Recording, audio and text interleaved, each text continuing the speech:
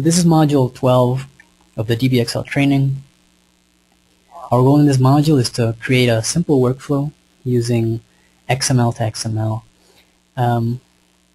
Just as an introduction, XML to XML is a feature that was introduced a couple of versions ago in DBXL, and what it allows you to do is submit from one form, submit to itself, but submit also to another form. So let's say that you have a doc type A in your DBXL administration tool, and you have a doc type B in your DBXL administration tool, and your users don't interact with doc type B. They interact with doc type A. But doc type A is configured in such a way, using XML to XML, that it submits to both doc type A and doc type B. Now,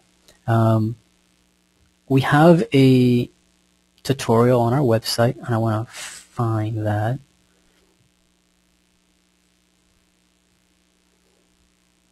Right here. How to create a solution that uses XML to XML mapping. So we have a couple of ways of approaching this, and one of the ways that we do so is via a template part. So similar to the template part that we used in module 10 when we did side-by-side, we're going to use a template part for this XML to XML. Like side-by-side, you can implement the scenario from scratch if you need to. But again, the template part gives us the power to save time, to save development efforts, to give you a quick step ahead to get the scenario implemented. So that's why we provide these free XTPs, is to just make your life a little easier. If you need to implement the steps from scratch, then that's still possible, like I've said, but it's just going to take a little bit more of a design effort. So the first thing I want to do is I want to find my form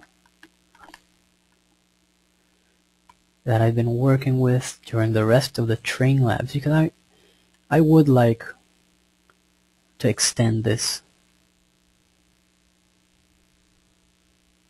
So I'm going into DAT, and I'm saving this. Let me save this as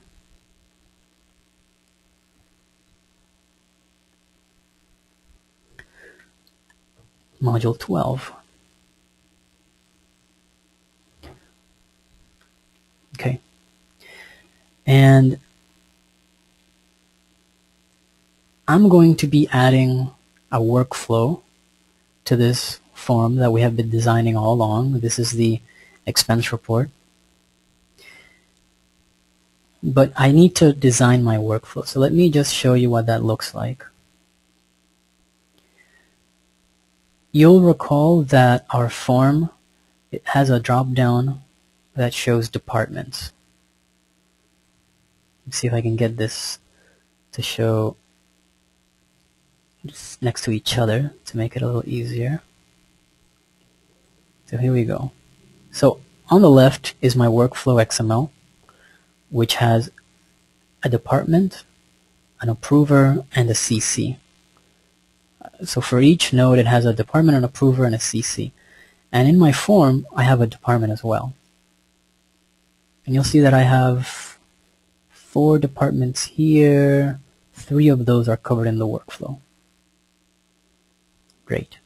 So the purpose is, when a user selects a department in the form, we're going to look into this workflow XML, and we're going to determine who the approver is, and we're going to determine who the CC is. So this is a really simple way of setting up a very one-step, simple workflow in your InfoPath form, and the workflow is controlled by the InfoPath form, and it's not a SharePoint workflow.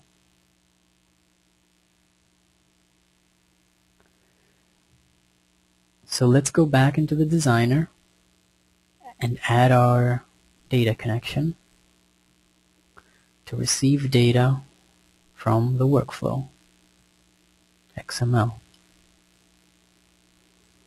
So that's it. It's pretty straightforward. We're just adding that workflow as a secondary XML. I did make a mistake there. I don't want to check this.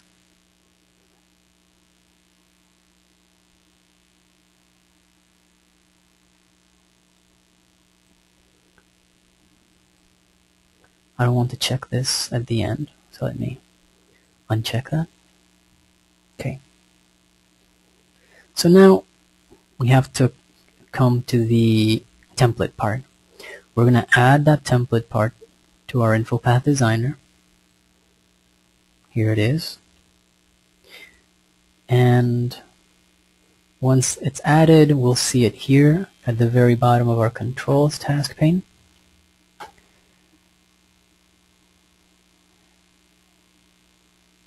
And we can add this XTP to any form where we want to implement a workflow.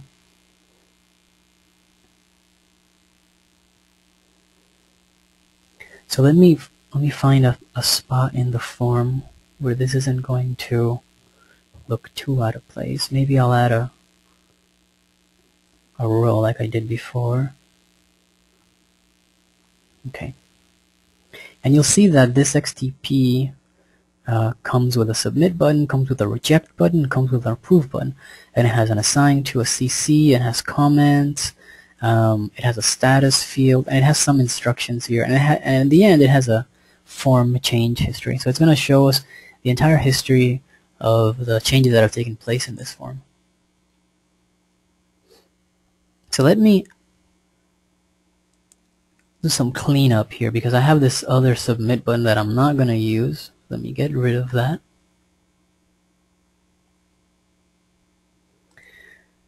And let me take a look at these instructions. So these instructions are also a part of the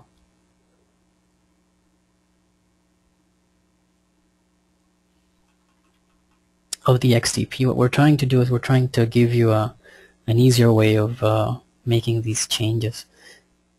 So let's just take a look here. Select the repeating section that contains the submit button. In the rules task pane, modify the conditional formatting, replacing the formula with this.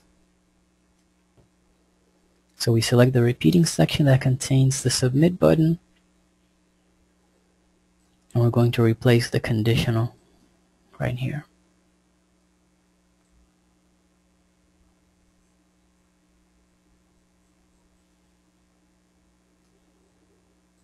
And we're going to repeat step 2 for the repeating section that contains reject and approve.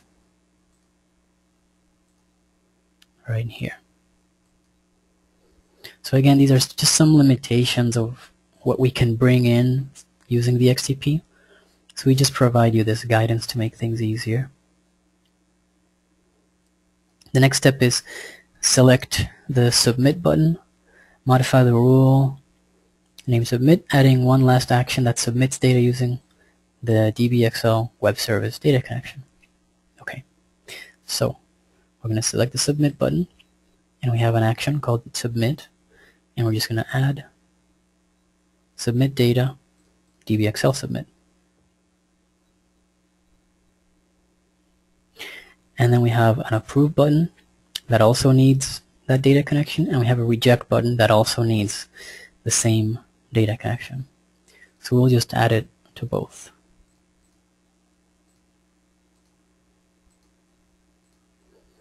So just like the side-by-side scenario, when we bring in the XTP, we don't bring in submit data connection. So that's all we're doing.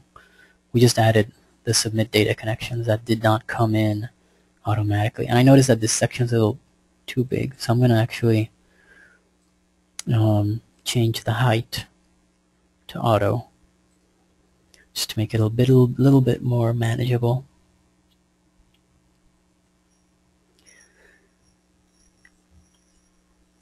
So what is our trigger? Our trigger to determine the path of the workflow is to look at the department. So once the user selects a department, then we can say, okay, the workflow path for this is going to be assigned to me and CC Patrick, or assigned to Hillary and CC Jennifer. So we have to set up some logic here. So I'm going to create an action which is going to set the approver and CC. And we're going to set a field's value. The field is going to be within this QDXTP group. At the very bottom, there is an assigned to alias.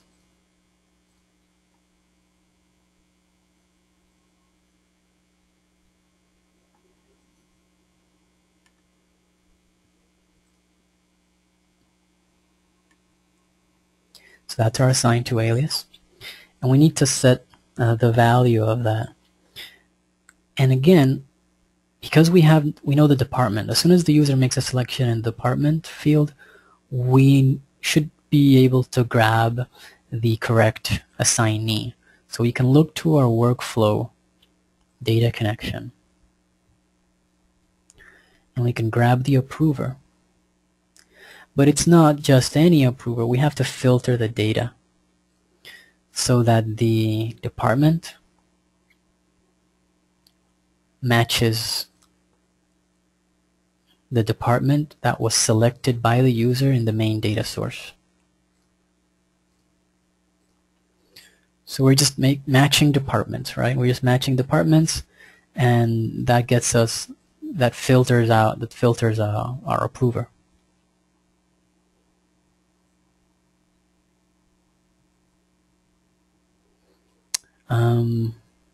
And actually, since we're doing this in a browser form, I'm going to make a small change here. I'm going to use a formula called current. So that's going to grab the current value, right? Because the user just selected the dropdown, so it's going to grab that current value from the dropdown, from the department dropdown itself. And that might not be too, that might not be 100% required, but it's just a little better, especially if we start getting into repeating data. It just makes sense to use current. So that's our rule. We're going to set the assigned to alias to the correct approver. And I'm actually going to, do I have the assigned to alias on my canvas? Yes, I do. So once we start looking at this, it's going to show us in that field. Okay, but besides the assigned to alias, we need to set the CC. So let me add another action here that sets the field value of the CC alias. And again, we're going to go into the workflow secondary data source and grab the CC, but we're going to filter it by department. And again, I'm going to use current because we're in the browser, and it's going to grab our current value that was just selected by the user.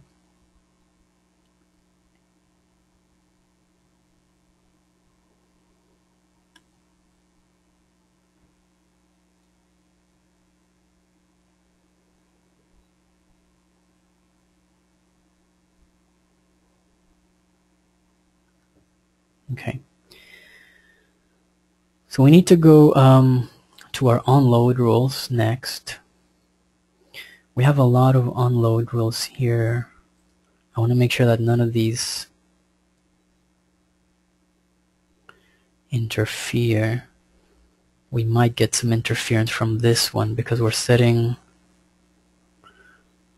check current user department, switch views. So let me disable some of these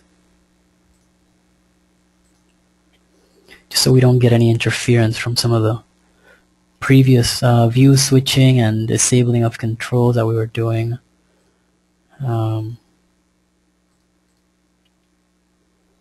Okay. So we're going to add some actions here. The first action is called query assignment. We're going to have two conditions, and they're going to be joined by an or, not an and, so we have to change that. The first condition is we're going to check whether this form has been approved. Because if the form has been approved, well, there's really no need to worry about any workflow. It's been approved and it's done, right? So is approved is equal to true. And then if it's been rejected, we also don't need to worry about a workflow, querying a workflow, because if it's rejected, it just goes back to the previous person. So that's why we have these two conditions. If it's been approved, if it's been rejected,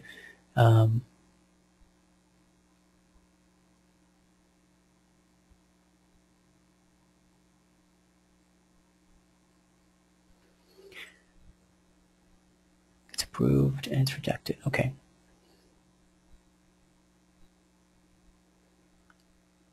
So we're going to set a field value.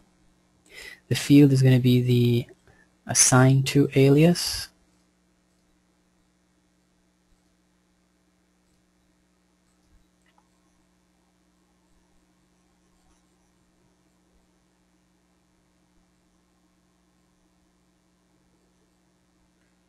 And we're going to set this to the approver from the workflow secondary data connection. But we're going to do the same filtering again. So it's the third time we're setting up the filter. The reason we can do this is because if it has been approved or it has been rejected, then it's at a step in the workflow where the department has already been determined. So we're just going in here to check that actual department, just to fill in the value. So that's our first action. Like we did before, we have to set the CC as well.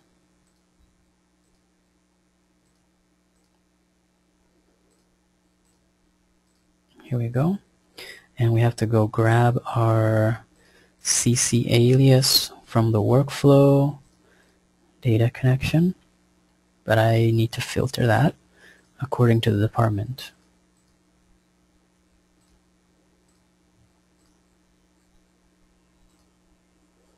So what's another way of conditioning this? Another way of conditioning this might be to get rid of these two conditions and to say department is not blank, right? So it's the same idea, right? The form, you're opening an existing form, the department has already been selected. You're already into a workflow process where the form has been approved or the form has been rejected. So there's no need to wait for a department, right? So we're doing this on load because we don't need to wait for the user to input a department. So these conditions, I mean, we could argue about whether these should get changed to, is there a doc ID present, or is the department field not blank? I think we could make an argument for any number of other conditions here. This is just what we decided to add in this case, but you're not restricted to that.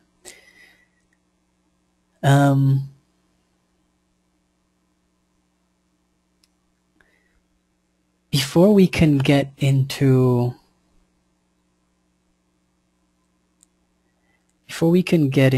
any sort of testing, it's not enough to make changes to the form template. So even though we have added the XDP for XML to XML, and we've made changes to some of the rules and some of the actions that don't come in via the template part, we're not quite done yet. And I want to sort of explain this structure that we're seeing in the fields task pane, because this is going to help you understand what's going on in the background. You'll see that this node, QDXDP flow, has a DBXL version. Remember that we just saw a version with side by side. It has an XML version, a submit action, and it has a doc ID. And then below that, it has content and my fields. And this is the key with XML to XML. This structure that you see right here under my fields, this is the same schema for the document type that the user is not interacting with. So if we went to check the Qd flow document type that's in DAT, which comes with every installation of DBXL, so you don't have to worry about creating it. Qd email flow, here it is, Qd email flow. The schema, the form schema for that email, for that Qd email flow is exactly this. That's highlighted right now in my fields task pane. So that's the key here. You're submitting an XML. You're submitting to a separate form template, but you have to make sure that the schemas match. So this is the exact schema, right? And then we have these actions, right? Form changes. This form change section is the history section, just to display the entire form history. And then we have these actions, which are just sort of flags, right, to determine whether the form has been submitted, whether it has been approved, submitted by, is rejected, you know. So how do we hook up one document type to the other? Because you've noticed that we haven't really done anything here to tell this form that it has to submit to a separate doc type. That's because that's handled in DBXL itself. One of these system document types is called Qd subdocument mapping. And Qd subdocument mapping is what handles the relationship between one document type and the other. So you'll see there are no non-defined right now. That's fine. We're going to define one.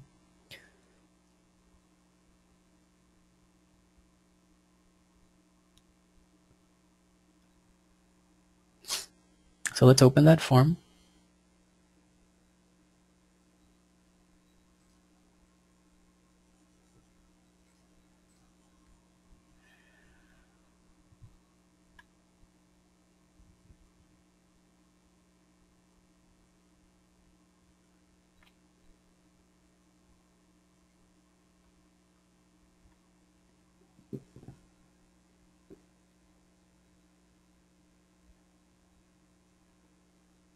Okay, so the first thing we are asked for is a mapping name.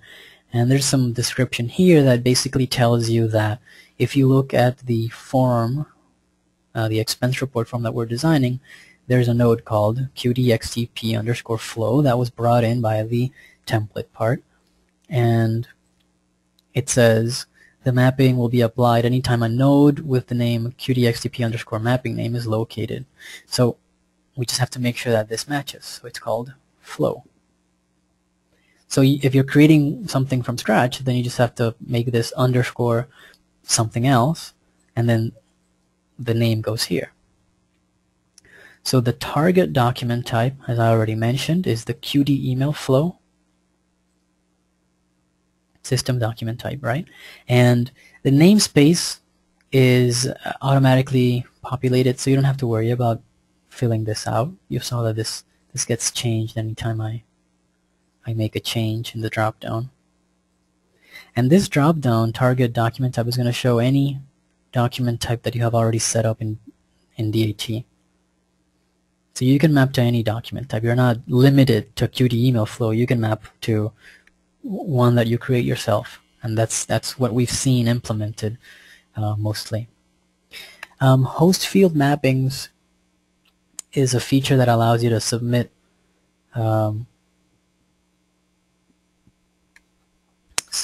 the metadata values from your host document to your second form, to your second document type. So we're going to fill this in with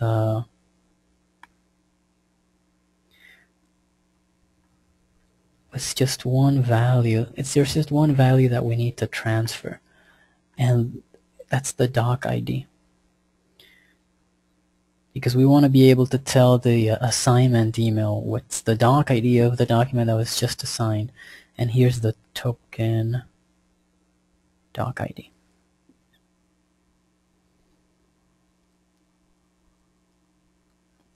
So that's all we need to do. There's an optional section here called metadata mappings, which means that you can map title and author and description. But we don't need to do that in this scenario, so I'll just leave that alone. So that's saved. If I refresh here my Documents tab, I'm going to see that this has been submitted to DBXL. So there's my name, flow, and Qt email flow. So it matches right here, flow. So let me save this form, the XML to XML form, and I'll return to the catalog so I can update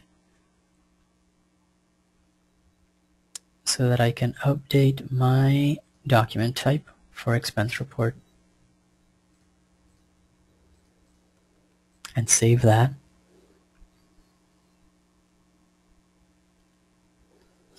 And while that's going on, I'll just head over to my SharePoint site because I'm going to open this from the browser.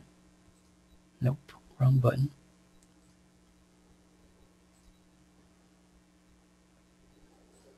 So I'm still waiting for this to finish saving.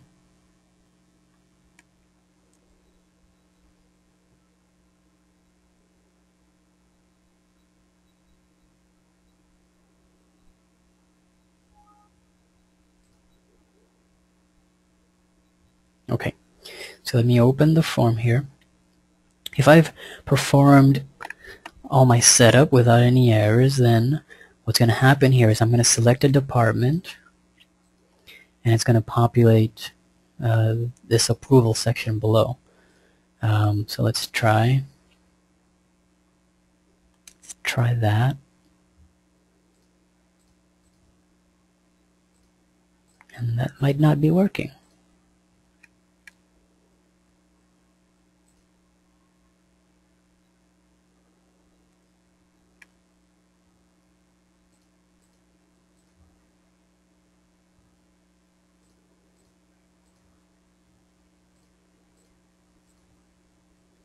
Okay, so that might not be working. Let's figure out why. Good time for some troubleshooting here. Assign to alias. So we're looking for assign to alias, and we're looking for CC alias. And we want to make sure that those match our workflow that we've set up. Okay, so let's see in preview.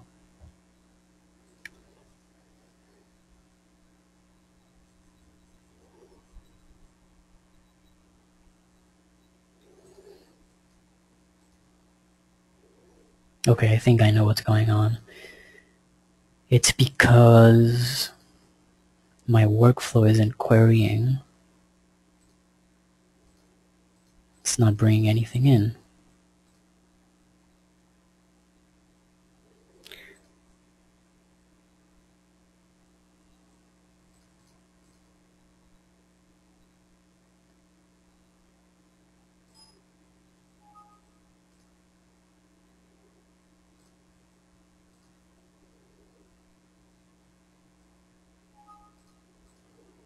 Okay, so we are getting something here. I think that the errors are because I'm doing it in preview mode instead of out there on the server. So let me just save that and try it again from the server. Why was that data connection deactivated? I think the reason is that you are not going to need to query the workflow every time the form opens. There are only specific moments when you need the workflow to be there. So for example, when the user selects the department, you need the workflow to be present in order to set the assigned to and the CC alias correctly. So in some scenarios, doing what I just did, where I just checked the checkbox for every time a form is open, for some scenarios, if the workflow is especially big, that might not be advisable, but I think that in this demo that we're doing, where we're just getting the data from an XML file, it really doesn't hurt anything to query on load. If you're querying from a SharePoint list or you're querying from SQL, then we might have to think about it a little bit more carefully to make sure that we're not bringing in any data that we don't need. So let's open that form again and select a department.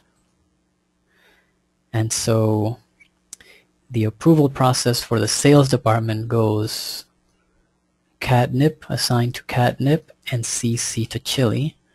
Let me check what support does. Support goes to fennel and mint. Let's check administration. Administration goes to me and CC's Patrick. Well, perhaps I don't want to disturb Patrick at this time, so let me change this. Yeah, it's not gonna let me change it.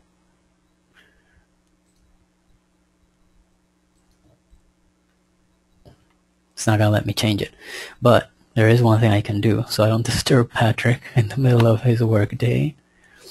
I can modify my XML source right here. And then I just have to reattach that to the form.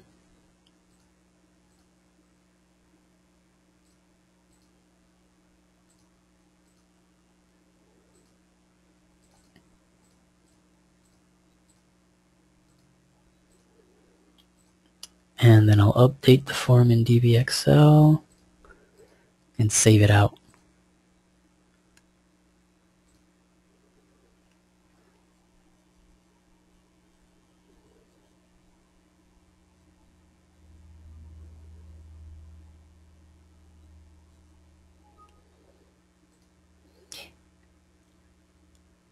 And let's go back to the form. Some of the workflow that's set up here is pointing to fennel, mint, catnip, chili. If any of those users are logged in, then feel free to go take a look at this once I submit. But let me try the first one, going to me and Hillary.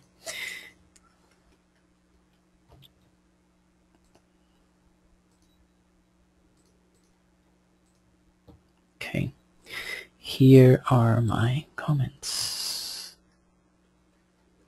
Great job. So submit that.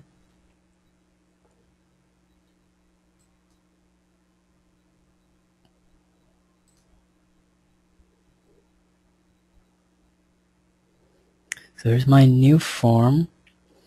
Has my name, manager name, purpose, department, total. Let's check the QD flow.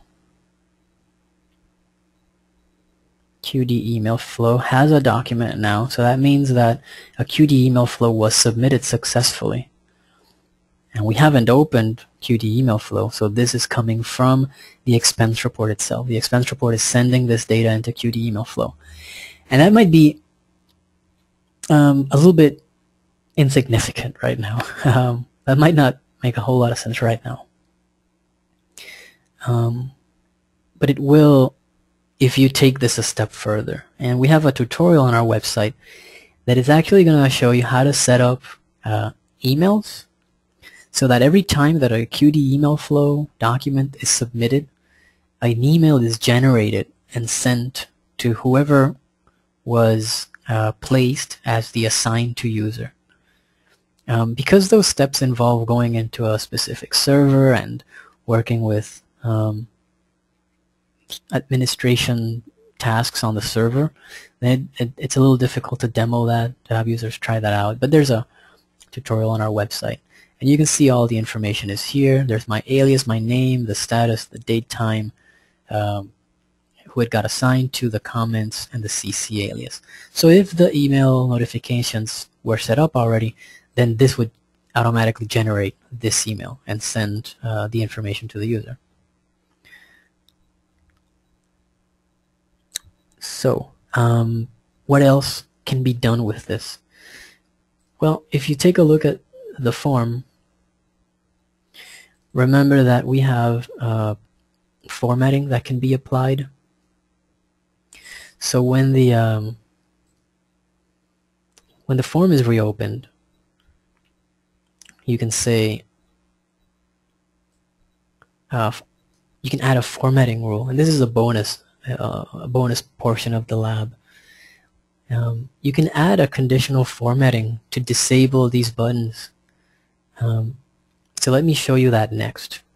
The first change that we need to make is we need a new node in our form options. So let me actually obtain the form options. So I don't have those.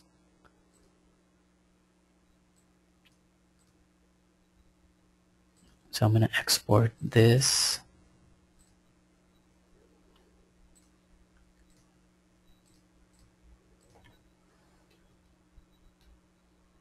Okay, so I'm going to add a node here and call it current user, because I am storing the current user department as part of one of the previous training modules we've done, but I'm not determining who the current user is, at least not yet. So I'm going to add that. I'm going to remove these old resource files and add the updated one that I just made a change to. So now when I look at my form options, I'm going to have this current user field, and we're going to piggyback off of this to set up our conditional formatting. Of course, we need to set the value of current user. And I think we're querying on load to get manager alias, get manager info, fill in Active Directory data. So we can just add another rule here. Get current user. This is pretty easy. We're just going to set a fields value. The field is the current user field, and the value, it comes from get my info, which we set up during the Active Directory module. So we'll filter that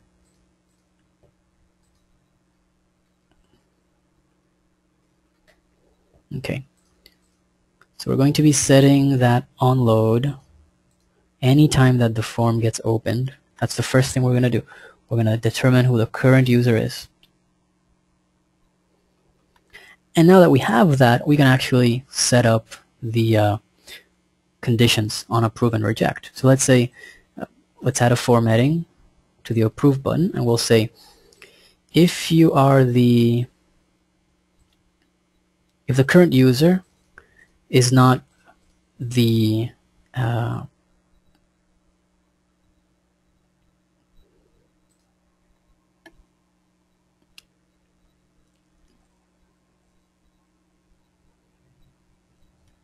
if the current user is the employee alias, so let's set it up that way right here.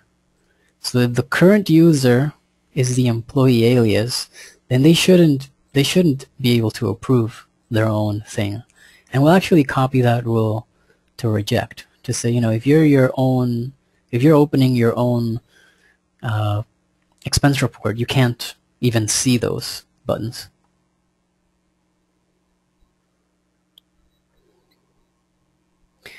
You could also extend this a little bit further, since you are storing the current user alias and you know who it's assigned to. We have a field here called assigned to alias.